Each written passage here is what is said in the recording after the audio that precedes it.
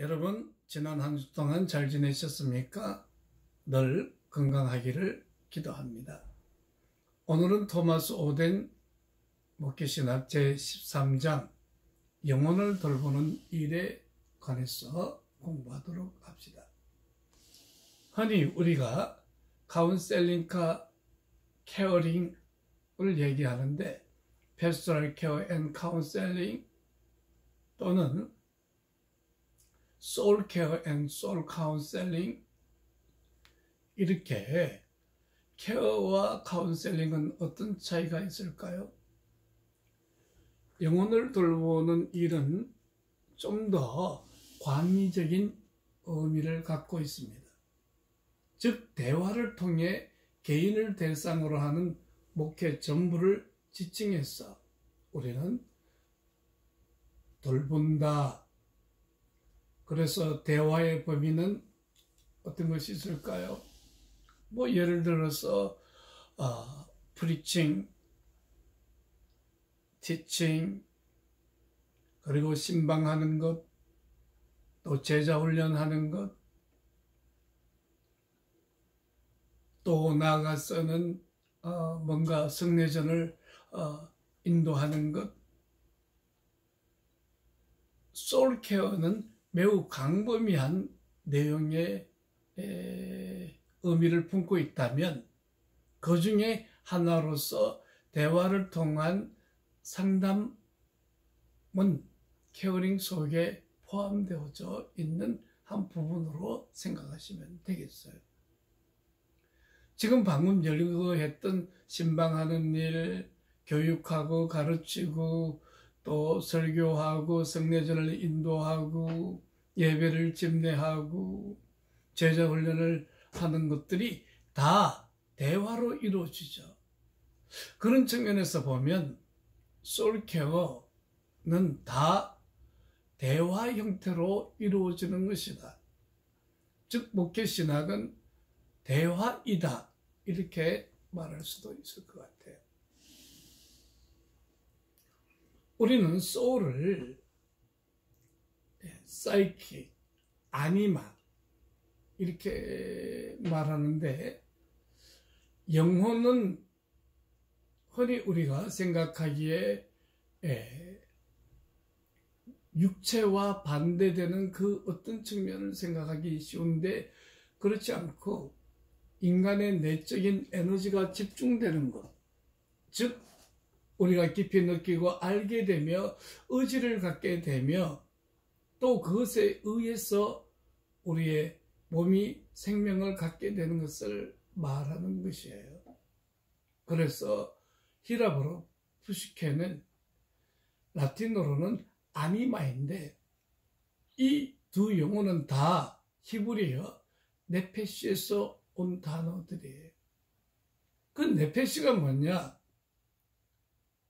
모든 것의 생명, 살아 움직이는 중심이다. 그렇게 말할 수 있어요. 그래서 흔히 많은 사람들은 육체, 영혼, 정신 3분설에 의해서 영혼은 육체와 반대되는 그 어떤 신적 차원의 에너지가 집중되는 것으로만 생각을 했는데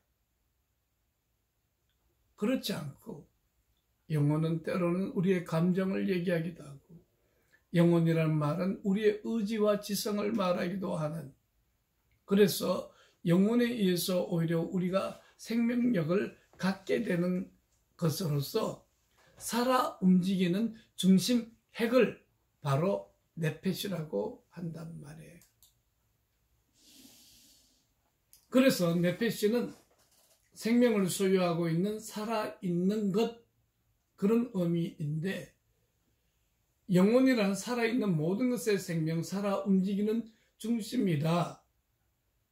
그래서 때로는 영혼이라는 용어가 탐욕의 심중이라는 용어로 쓰여지기도 하고 감정의 원천, 갈망의 자리, 의지와 도덕의 자리 그렇게 말할 수 있어요.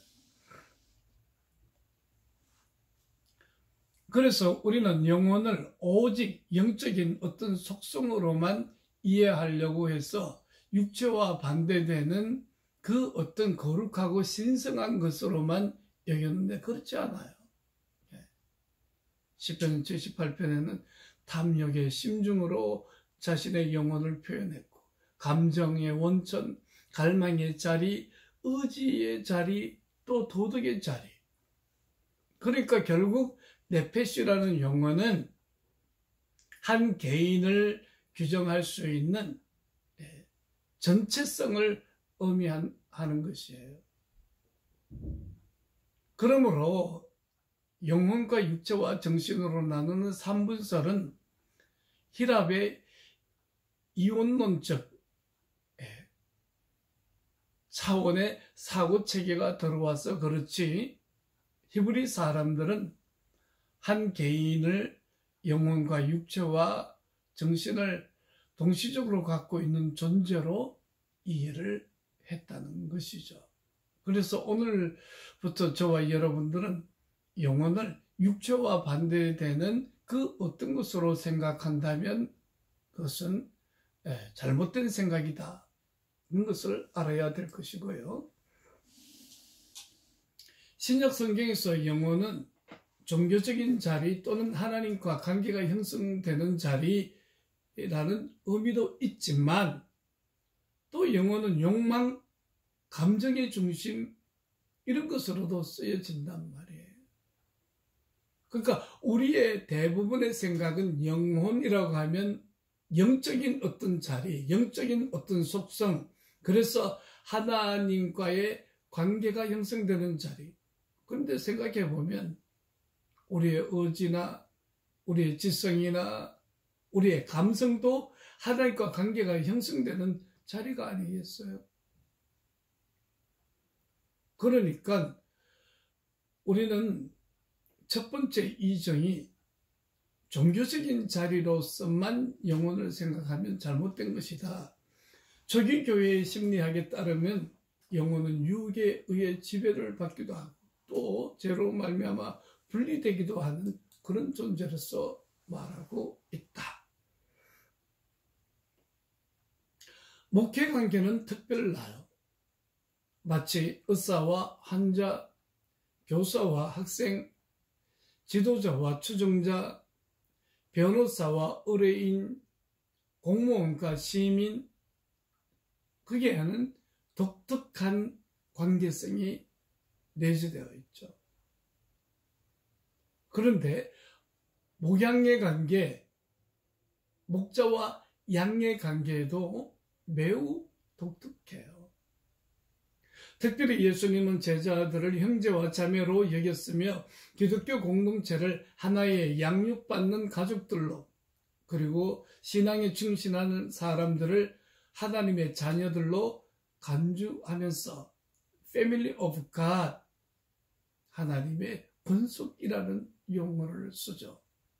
또 특별히 양과 목자의 그 관계로 이 목회관계의 특성을 말하고 있어요. 목회자들은 이 가족들을 영적으로 격려하고 지도하며 모든 성도들을 돌보며 그 과정을 보호 육성하여 믿음의 가족 모두가 서로 도와서 충분히 성숙하도록 하는 데에 이르기까지 인도하는 그런 소명을 받았다. 그렇게 말할 수 있습니다.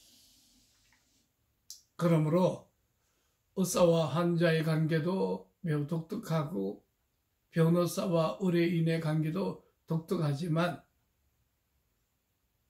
목자와 양의 관계 또는 하나님의 가족이라는 그 관계 안에서의 목회는 이루어지기 때문에 목회 관계야말로 매우 큰 독특성을 갖고 있다.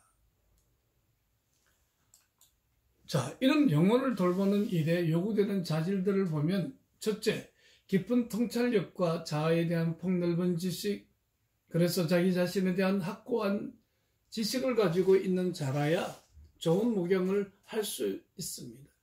그래서 자신의 열망, 동기, 신경성적 요소, 의심, 갈등적 요소를 잘 파악하는 것이 중요하죠. 둘째, 사람들을 성실하게 돌보는 그런 사랑, 사람에 대한 근본적인 사랑이 요구된다. 순수한 사랑과 열정적인 관심은 하나님에 대한 관심으로부터 나온다고 말할 수 있어요. 그러므로 영혼을 돌보는 첫 번째 자질은 자기 자아에 대한 통찰과 성찰, 그리고 폭넓은 지식. 만약 여러분들이 공무원이나 학교 선생님으로 사시면은 여러분들의 내면 안에 있는 컴플렉스 또는 여러분의 병리가 드러나지 않을 가능성이 많아요. 그러나 목회를 하게 되면 다 드러나요. 그 이유는 목회자는 작든 크든 집단의 지도자이기 때문에 그러하다는 것입니다. 그러므로 신학 시절에 자신의 역동이나 동기나 신경성적 요소가 무엇인지, 그리고 자기가 이렇게 외면받았다고 느껴졌을 때에 오는 고통의 강도는 어떠하며 갈등을 내가 잘 해결하고 있는지, 이런 등등 자신의 자아적 능력에 대한 깊은 통찰, 거기에 관한 지식이 필요하고요. 무엇보다도 중요한 것은 영혼에 대한 사랑이에요. 그것은 아마 하나님을 먼저 사랑하게 되면 사람의 영혼에 대한 사랑을 갖게 되죠. 저는 여의도 순복음교회 구로공단 가스펠 하우스라고 27살 신학생 전도사를 했는데요. 그때 놀라웠게 우리 교구만 3,000명이 넘었고 구로공단의 근로자들이 예배 드리러 오는 사람들이 매주 500명이 넘었어요. 그걸 27살 청년들을 인도해 내었어요. 근데 목회가 잘 됐죠. 그 이유는 하나님을 사랑하는 마음이 있으니까 영혼에 대한 사랑도 저절로 되는 것 같아요. 그러니까 결국 목회는 하나님을 사랑함으로 영혼을 사랑하게 되고, 그래서 그 영혼을 돌보는 일에 최선을 다하면 좋은 열매가 맺혀지는 게 목회예요. 또 이걸 심리상담사나 영성 지도자에게도 적용해도 똑같아요. 하나님 사랑하는 마음이 있으면 비영성 지도자, 또 내담자에 대한 사랑과 관심 때문에 좋은 치료적인 변형이 일어난다. 그렇게 말할 수 있습니다. 세 번째는 정확한 공명이 필요합니다. 다른 사람의 이야기를 듣고 그 사람이 생각하는 중고틀 속에 들어가 그 사람과 동일한 감정을 느끼게 되는 상상력을 의미해요. 또 넷째, 때에 따른 적절한 지혜가 필요합니다. 그래서 적응력, 융통성, 감수성이 필요한데 때에 맞는 말을 하려면 준비된 지식이 필요하고 실천을 위한 용기가 필요하다. 그렇게 말하고 있습니다. 여기 공명, 이것은 단순한 감정이입이 아니라 인격적 연합을 가리키는 엠파시, 즉 공감적 능력인 것입니다. 분명히 함께 울지 않는데 뭔가 인격적으로 연합되어져 있고 목사님이 내 마음과 내 속을 다 아시고, 그리고 참으로 좋은 엄마처럼 나를 돌본다는 신뢰가 있게 되면 여러분의 성도는 매우 행복할 거예요. 그러므로 목회자나 상담자는 굳이 감정이입을 해서 그 감정을 지나치게 표현하는 것보다도 인격적인 연결, 인격적인 연합, 이런 것들이 일어나게 되면 진정으로 컨테이닝 받는다는 느낌을 갖게 됩니다. 무엇보다도 적절한 지혜가 필요해요. 그거는 융통성이라고도 말할 수 있어요. 감수성이라고도 할 수 있고 새로운 상황에 대한 적응력이라고도 말할 수 있다는 것입니다. 우리가 어떨 때에는 어떤 강박적인 사고나 공식화된 그걸 비혼의 정신분석학에서는 포화된, 그래서 경직되어져 있는 심리체계가 되면 강박적으로 그것 외에는 다른 걸 몰라. 그래서 불포화된 상태가 되게 중요하죠. 옥토는 어떻습니까? 씨앗을 떨어뜨리기만 하면 불포화되어져 있는 흙이 부슬부슬 기름져 있고 부드럽고 불포화되어져 있어서 발화시키고 자라게 하기에 충분해요. 근데 만약 진흙이 단단하게 굳어져 있는 곳에 씨앗을 뿌렸다고 해봅시다. 불포화적인 게 아니라 완전히 포화된 딱딱한 경화되어진 거죠. 자라지 못할 거예요. 또는 아스팔트 위나 바위 위에 씨앗을 뿌렸다고 생각해 봅시다. 이거는 더 불포화되어 포화로 가득 차 있는 것이기 때문에 발화가 안 될 거예요. 때에 따른 적절한 지혜를 가진다는 것은 이런 융통성과 감수성과 적응력을 가지는 것이 곧 지혜이다, 이렇게 말할 수 있겠어요. 다섯 번째는 충고입니다. 신방 가운데서 이루어질 때 이 충고는 더 효과적입니다. 그래서 자아 존중감이 충분히 살려지는 상태에서 충고를 해야 되고요. 솔직하고 정직하며 내적으로 확고부동한 자기의 감정을 정확하게 느끼는 태도, 이런 것도 매우 중요해요. 그래서 친절하고 개방되고 서로를 용납하는 만남과 수용력, 그런 준비 자세가 필요하다. 오늘날 현대인들은 누구의 충고를 듣는 걸 기뻐하지 않아요. 싫어해요. 그러나 목회의 한 방편으로는 따뜻한 모성적 돌봄도 필요하지만 부성적인 징계와 따끔한 충고와 경책이 필요할 때가 있어요. 그러나 이런 징계와 경책이 일어난다 할지라도 단둘이 있는 곳에서 신방 가운데서 일어나야 되고, 한 걸음 더 나아가면 대상을, 자신의 성도를 존중하고 사랑하는 마음, 마치 엄마가 자식을 옆이 여기면서 뭔가 따끔한 충고를 하듯이 해야 된다는 겁니다. 그러나 감정이 앞장서서 설교 때 막 공개적으로 비판을 한다든지 존중감 없이 무시하는 태도로 하게 되면 그 성도는 분명히 교회를 떠나게 되겠죠. 그러므로 이 충고는, 징계는 매우 필요한 건데, 경책은 필요한 건데 신방 가운데 존중심 가운데서 이루어져야 된다. 그리고 무엇보다도 심리치료사 내지는 목회자는 솔직하고 정직한 그런 마음이 필요해요. 그래서 자기 신념에 확고부동하게 부동한 그런 태도. 그래서 신념의 사람이 되는 것, 이것 역시 영혼을 돌보는 자질이다. 일곱째는 상호간의 정당성과 심리적 기능 향상과 영적 건강을 촉진시키는데 크게 도움이 될 수 있는 태도 또는 행동으로 소망, 용기, 유머, 한계점을 극복하려는 의지, 이런 것들이 필요해요.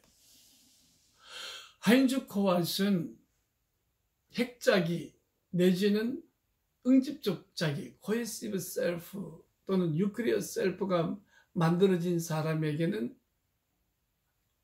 공감력이 뛰어나고 지혜가 풍요롭고 또 나아가서는 창조적인 능력이 있으며 또 수용성이 높다고 해요. 그런데 제일 중요한 유머가 나온대요. 유머는 심리적으로 성숙한 사람들에게 기대되는 거예요. 그런데 우리 개그맨들 보면 간을 덜먹이면서 또 허파를 덜먹이면서 그렇게 웃기는 사람 있잖아요. 그건 저질 개그인 거죠. 또 어떤 개그맨들은 자학 개그라고 해가지고 자기가 망가지고 사람들에게 웃음을 주는 것도 좋은 유머가 아니에요. 여기 좋은 유머는 심리적으로 매우 여유롭고 풍요로운 가운데서 감사가 넘치는 가운데서 경우에 딱 알맞는 말을 하는데 그게 장중 전체의 긴장감을 쫙 풀어주는 그런 유머를 말해요. 그리고 나아가서는 이런 심리적 능력이 있으니까 창조성이 만들어지죠. 공감할 수 있죠. 또 나아가서는 그들에게는 수용적인 능력이 많아요. 그래서 목사님은 자기를 수용한다 이렇게 느껴져야지 까칠한 사람이다 그러면 안 되죠. 또 이런 심리적인 자원이 풍부한 사람은 세상을 보는 눈이 희망과 소망으로 가득 찼어요. 그래서 성도들에게 희망을 줄 수 있는 거예요.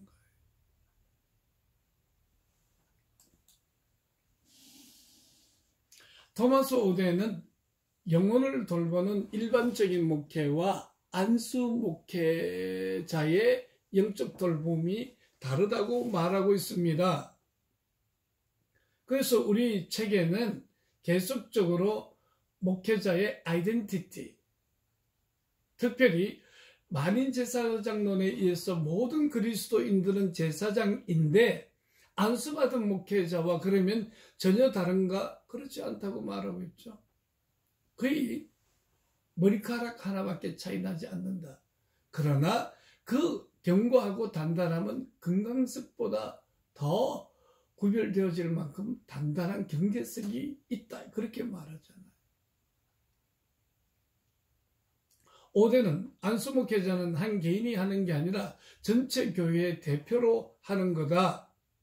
안수 목회는 사도들의 증언을 대신해서 성도들에게 말씀을 전해주는 것과 중재의 기도를 통해서 성도들을 위하여 하나님께 간구하는 대변적 기능을 맡고 있다. 그러나 평신도들은 그렇게 할 권리도 없고 또 그렇게 부름받지도 않았고 그러한 명령을 위임받지도 않았다고 말합니다.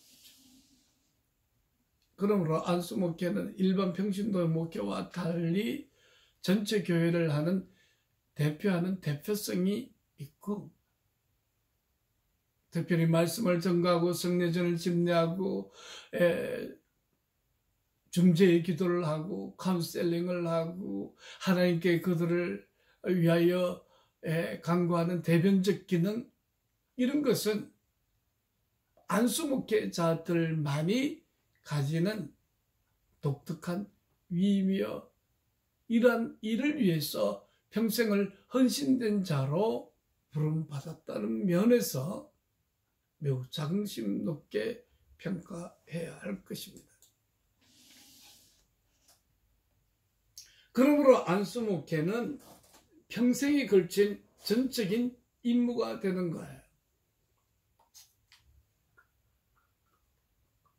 그러므로 목회자는 교회 이름으로 성도들, 즉 환자, 제식에 찌든 상실한 성도들과 상담할 권한을 부여받았지만 개개의 평신도들은 이와 같은 경우에는 침묵을 지키기에 십상이에요. 그러므로 좋은 목회자에게 상담을 받는다, 영적으로 케어링을 받는다는 것은 매우 행복한 가치가 있는 거죠. 그러므로 목회자의 인격과 목회적 직무가 되게 중요한데 목회자는 영혼을 돌보는 사역이 공적 직책이지만 개인의 존재를 통해서 생생하게 살아나고 또한 제시되어져야 한다. 그러므로 목회는 사무적이지 않는 개인적인 일이다. 우정은 아무리 소중해도 거룩한 목회가 될 수 없다. 반면에 전적으로 사무적인 것으로 되었어도 안 된다. 왜냐하면 목회 직분 자체가 요구하는 인격적인 생명력을 상실해버리기 때문에 그렇다.